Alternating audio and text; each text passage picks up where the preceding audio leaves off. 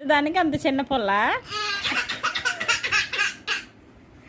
మళ్ళీ చెరిపి నీట్గా గీయు. చెరుపు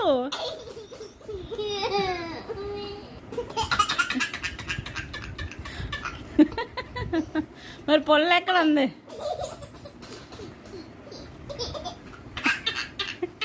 ఏ మళ్ళీగా పళ్ళు మారిపోతావు.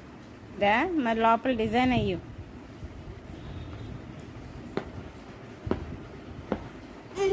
ఇక్కడ ఎవరు కొరికేశారు?